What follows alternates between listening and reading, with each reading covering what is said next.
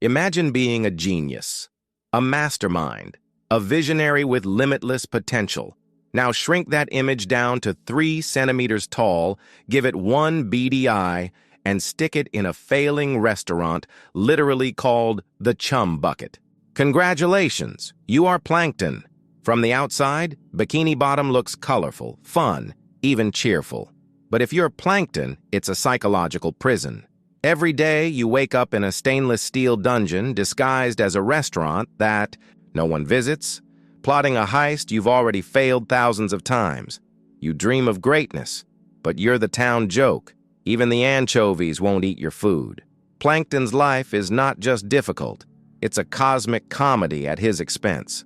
His existence is proof that the universe has a cruel sense of humor, because no matter how hard he tries, no matter how elaborate his inventions, his destiny is to be crushed, literally under SpongeBob's shoe, or figuratively under the weight of endless humiliation. And the worst part? He knows it. Deep down, Plankton is aware that he's become a caricature of failure. He doesn't just lose, he exists to lose. And that's the tragedy of being Plankton. You're brilliant enough to see your own potential, but doomed to watch it evaporate every single day. But his life isn't just a bad joke, it's a looping bad joke. And that's where the suffering really begins. Plankton doesn't just live a hard life. He lives inside a punchline. Everything about him screams failure, from his microscopic body to the tragic name of his restaurant, the Chum Bucket. It's not a brand, it's a warning label. You don't walk into a place called the garbage can of the ocean expecting 5-star dining. You walk in expecting tetanus. And this is the stage Plankton has chosen to prove his genius to the world. Except the world doesn't show up. Day after day, he stares out at empty tables, serving food so disgusting that even sea scum refuses to eat it. Imagine pouring your heart and soul into a dream, only for your dream to actively repel life forms. That's not just failure, that's biological rejection. Meanwhile, across the street sits the crusty crab, the greasy empire that haunts him. Every cheer from a satisfied customer there is like a dagger twisting deeper into his tiny plankton heart. Every Krabby Patty sold is another reminder that he is destined to lose, not because he isn't smart, but because life itself has chosen him as its favorite chew toy. And the cruelest part? He knows it. He's self-aware enough to see the joke, but powerless to escape it. His genius is trapped inside a circus tent, and he's the clown everyone laughs at. And yet, despite the humiliation, he keeps trying, which means his life doesn't just suck. It repeats. And that's where the endless cycle of failure takes center stage. Every day begins with hope. Plankton wakes up, polishes his sinister gadgets, drafts his master plan, and whispers to himself, "This time, it will work." And every day ends the same way. Crushed, electrocuted, burned, or launched into the eye. Stratosphere by his own invention. It's not that his plans are bad. In fact, most of them are brilliant. The problem is that the laws of reality itself bend just to make sure he fails. If SpongeBob doesn't accidentally ruin his scheme, then Mr. Krabs, or a random jellyfish, or even Plankton's own bad luck will. Imagine working tirelessly on a scientific breakthrough, only to be defeated by a kitchen sponge with the IQ of a potato. That's not just failure, that's divine humiliation. And it never stops. Over and over, Plankton tries. And over, the universe slaps him back down. This isn't perseverance. It's torture disguised as persistence. He doesn't learn, he doesn't grow, he just resets, like a broken video game character stuck in a death loop, respawning only to suffer again. That's the real tragedy. He's smart enough to recognize the cycle, but too desperate to quit. Failure has become his entire identity, and when the world refuses to acknowledge you, there's only one thing left: companionship. Or in Plankton's case, the closest thing he'll ever have to it. Plankton's world is painfully small. His empire consists of a metal bucket, one computer screen, and the echo of his own failures.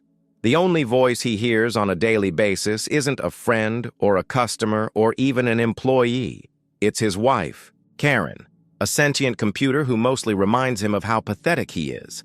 On paper, Karen is supposed to be his partner in crime. In reality, she's his sarcastic life coach from hell. She mocks his plans, criticizes his failures, and occasionally sabotages him for her own amusement. Imagine pouring out your heart to your spouse after a terrible day, only for them to respond with, "Well, maybe if you weren't such a loser." That's not support. That's a punchline in binary code, and outside of Karen, nothing. Plankton has no friends, no family, no social life. Even other villains don't bother with him.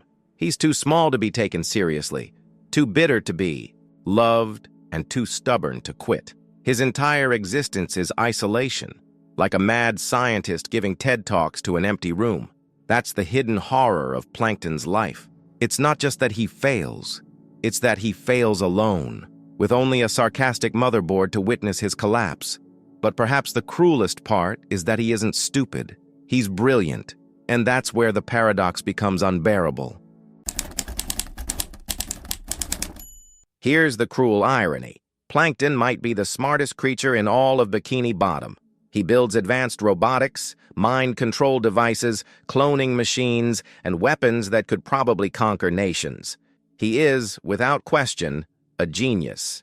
And yet, what does he use this genius for? Stealing a hamburger recipe, not building an empire, not reshaping civilization. A hamburger recipe. Imagine Einstein dedicating his entire life not to physics, but to breaking into McDonald's to steal the secret of the Big Mac. That's Plankton's legacy. It's not just tragic, it's insulting. He has the mind of a supervillain, but the ambition of a fry cook. His brilliance is wasted on a goal so painfully small, so ridiculously petty, that it transforms him from a mastermind into a clown. Even Karen, his only ally, points this out, as if the universe gave him intelligence solely to watch him misuse it. And this is where the emotional weight really sinks in. Plankton knows he's capable of more. Deep down, he understands that his life could have meant something greater. But instead of being remembered as the genius who changed the ocean, he's remembered as the guy who got body slammed by a sponge while chasing a sandwich. And that's the final nail in his microscopic coffin. Because being a genius doesn't save you from despair. It just makes you more aware of how pointless your suffering really is. But in the end, all of this humiliation, loneliness, and wasted brilliance comes together into one last bitter truth. So, what have we learned from the life of Plankton? That being small isn't the worst curse. It's being small while dreaming too big. His entire existence is a looped tragedy, a cosmic sitcom where the laugh track is his own screams of frustration. 2. Be Plankton is to live in a world designed to mock you. Every failure is scripted, every humiliation guaranteed. He's not a villain. He's a sacrificial clown, placed in Bikini Bottom to remind everyone else how good they have it. SpongeBob gets friendship, Mr. Krabs gets money, even Squidward gets to play his clarinet in peace. Plankton, he gets crushed over and over and over again. And that's the punchline. He'll never stop trying. No matter how many times the world slams the door in his face, he'll crawl back with another invention, another scheme, another doomed attempt to matter. His genius isn't just wasted, it's weaponized against him, fueling his eternal cycle of self-destruction.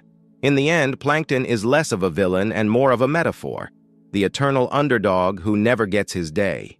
A tragic reminder that not all dreams are worth chasing. Because the real secret formula, the one Plankton has been after all along, is happiness. And that's the only recipe he'll never taste.